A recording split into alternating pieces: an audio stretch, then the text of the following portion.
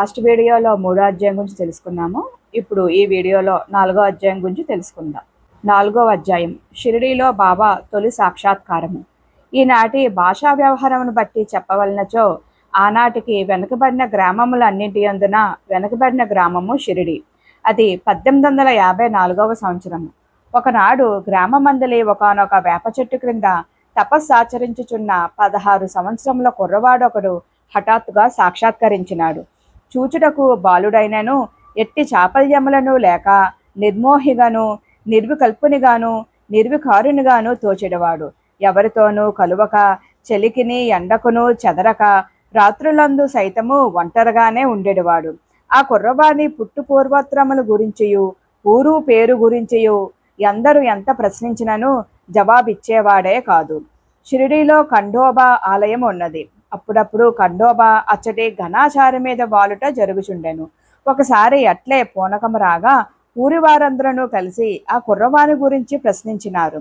ఖండోబా వారి చేత ఒక స్థలమును త్రవ్వించవ అడగగా ఒక భూగృహము, అందు 4 దీపములు, జపమాలలు మొదలుగున్నవి ఉన్నవి.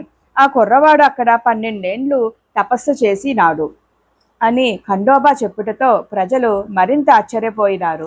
16 ఏండ్ల కుర్రవాడు 12 ఏండ్లు తపము చేసినచో అతగాడు 4 ఏండ్ల ప్రాయము నుండే మొదలు పెట్టవలను గదా. ఆ వయస్సులో తపస్సు చేయుట ఎట్లు నేర్చెను, ఎట్లు చేసెను అని ప్రజలకు సందేహము. నిజమునకు ఇందులో విస్మయపడవలసినదేమీనూ లేదు. కారణ జన్ములకును యోగ జాతకులకును అట్టివి వింత కాదు. విష్ణుమూర్తి తొడపై కూర్చుననించి ఘోర తపస్సు ఆచరించిన ధ్రువుని వయసంతా, తండ్రి పెట్టెడి హింసలను సహించియు విష్ణుభక్తి విడువని ప్రహ్లాదుని ప్రాయమెంత. ఇట్టి విషయములలో వారి వారి పురాకృత సుకృతములే ప్రధానములు గాని వయస్సుతో నిమిత్తము లేదు.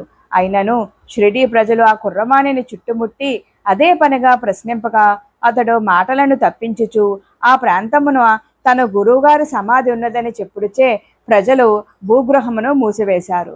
అటుగా వచ్చిపోయేడు వారందరూ ఆ స్థలమును గురు సమాధిగా భావించి నమస్కరించుచూ ఉండేవారు.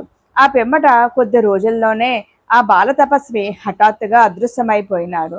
ఏమైనాడో ఎవరికీ తెలియలేదు. కాలము గడిచిపోచున్నది. ఓం శ్రీ సాయినాథాయ నమః. ఈ వీడియోని లైక్ చేసి మన ఛానల్ని ఫాలో అవ్వండి.